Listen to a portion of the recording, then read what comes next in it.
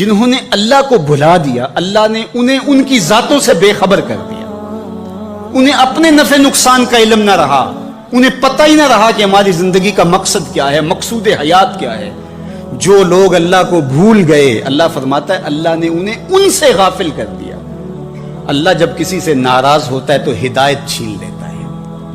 اسی لیے ہمیں ہر روز ہر نماز کی ہر رکعت میں ہدایت مانگنی ہوتی ہے۔ اہدنا الصراط المستقیم، ہر روز مانگتے ہیں، ہر نماز میں مانگتے ہیں، ہر رکعت میں مانگتے ہیں، اللہ ہمیں ہدایت پہ گامزن رکھے۔ اللہ جب کسی سے ناراض ہوتا ہے تو ہدایت کے دیے بجھ جاتے ہیں، چراغ ہدایت بجھا دیے جاتے ہیں، اندھیروں میں بھٹکنے لگتا ہے، شیطان اس کو دھوکے میں مبتلا کر دیتا ہے، اسی زندگی کو مقصود زندگی سمجھ لیتا ہے، اس شراب کو آب حیات سمجھ لیتا ہے، اور ساری زندگی بھٹکتے بھٹکتے ایک دن اچانک جب سامنے موت آتی ہے تو پھر آنکھیں کھلتی ہیں، لیکن پھر پچھتانے کا کیا فائدہ۔ تو کہا جو لوگ اللہ سے غافل ہو جاتے ہیں اللہ جل شانہ انہیں ان کی ذاتوں سے بے خبر کر دیتا ہے، وہ خود آشنا بھی نہیں رہتے۔ جو خدا فراموش ہوتے ہیں وہ خود فراموش ہو جاتے ہیں۔ اور مجھے بتاؤ جو خود فراموش ہو جائے اس کے پلے بچا کیا؟ اقبال نے کہا تھا نا، اپنے من میں ڈوب کر پاجا سراغ زندگی، تو میرا نہیں بنتا تو نہ بن، اپنا تو بن۔ اور جو اپنا بھی نہ ہو، جس کو یہ بھی نہ پتا ہو کہ میں ہوں کون، میں کہاں ہوں، میرا مقصد زندگی کیا ہے، مقصد حیات کیا ہے، کھانا پینا اور لذتوں کا حصول، یہ تو چوپائے بھی کرتے ہیں، تو اشرف المخلوقات کاہے کا ہے۔ یہ زندگی تو ان کی بھی ہے کہ وہ اچھا کھاتے ہیں، تم تو ایک پاؤ بھر گوشت کھا لیتے ہو، اور شیر روز ایک ہرن جو ہے وہ چاٹ جاتا ہے، وہ تیرے سے زیادہ کھاتا ہے، تیرے سے زیادہ طاقتور ہے، ہاتھی کا جسم تیرے سے کہیں بڑا ہے، پرندے ہواؤں میں اڑتے ہیں، مچھلی پانی کی تہوں میں اتر جاتی ہیں، عقاب کی نظروں اور بلندی پرواز کی دیکھنے والی ہوتی ہے، کرگس کہاں سے کہاں تک سونگ لیتی ہے، ان کی قوت شامہ تیرے سے بڑی ہے، لیکن اس کے باوجود بھی افضل تو، اشرف بھی تو، اور اللہ نے اپنی نیابت کا تاج تیرے سر پہ رکھا ہے۔ جب تو اپنے آپ سے ہی آگاہ نہیں ہے تو پھر تو ہے کیا؟ تو راز کن فقاں ہے، اپنی آنکھوں پر عیاں ہو جا، خودی کا رازداں ہو جا، خدا کا ترجمہ ہو جا، خودی میں ڈوب جا غافل، یہ سر زندگانی ہے،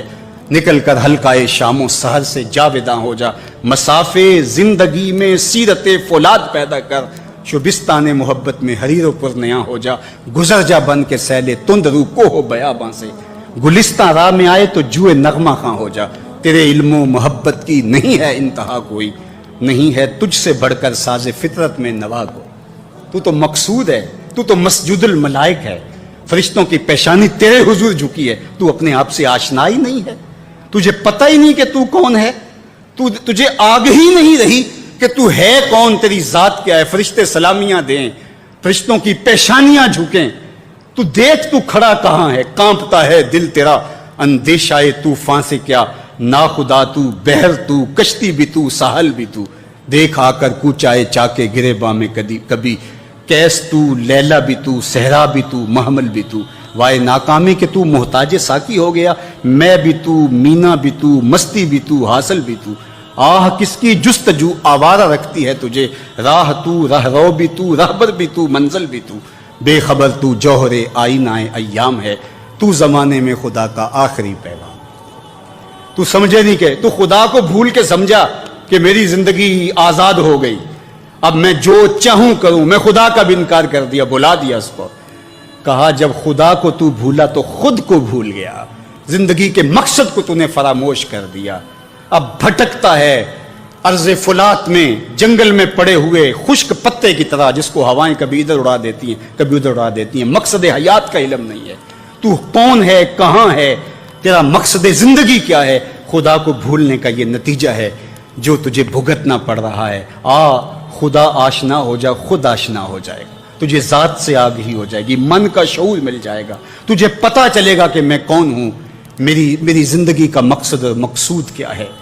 تو اگر تو ایسا نہیں کرے گا تو اللہ تجھے تیرے سے بے خبر کر، تیری ٹانگیں نہیں توڑ دی جائیں گی، تیرا رزق نہیں چھین لیا جائے گا، تیری آنکھوں سے روشنی نہیں اچکی جائے گی، تیرے کانوں کی سماعت نہیں کھینچ لی جائے گی، یہ سب کچھ ہوگا لیکن مقصد زندگی نہیں ہوگا۔ بندہ سمجھتا ہے میں نے انکار کیا تو کیا ہو گیا، میاں اللہ نے تجھ سے ہدایت لے لی۔ کسی زمانے میں ایک شخص نے عیسائیت قبول کر لی اسلام چھوڑ کے، تو کچھ لوگ اس کو سمجھانے کے لیے علاقے بھر کے علماء جمع ہو کے گئے کہ یہ عجیب ماجرا ہے، تم نے اسلام چھوڑ دیا؟ اس نے کہا ایک دن سخت سردی تھی اور میں نماز پڑھنے لگا تو بے وضو ہی پڑھ لی، اور بڑا ڈرا کہ یہ بہت زیادتی کی میں نے، تو لیکن مجھے ڈر لگ رہا تھا نماز کی حالت میں کہ کہیں اللہ کا قہر نازل نہ ہو جائے، لیکن کچھ بھی نہ ہوا۔ پھر ایک دن میرے پہ غسل واجب تھا اور میں نے اس حالت کے اندر نماز پڑھ لی، اور اس دن میں پھر ڈرا کہ یار زیادتی کی ہے تم نے، اللہ کا قہر آج ضرور نازل ہوگا، لیکن سلام پھرا، میں معمول کی زندگی گزارنے لگا۔ میں نے کہا اسلام تو دین ہی سچا نہیں ہے، میں اتنی توہین کی ہے، اتنی تذلیل کی ہے اس دین کی، لیکن مجھے کچھ نہیں ہوا، تو میں نے چھوڑ دیا اسلام کو۔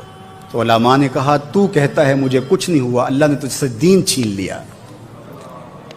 تجھ سے دین چھین لیا، تیرے پلے رہا کیا؟ فَأَنْسَاهُمْ أَنفُسَهُمْ أُولَٰئِكَ هُمُ الْفَاسِقُونَ، کہا یہ بے حکم ہیں، نافرمان ہیں،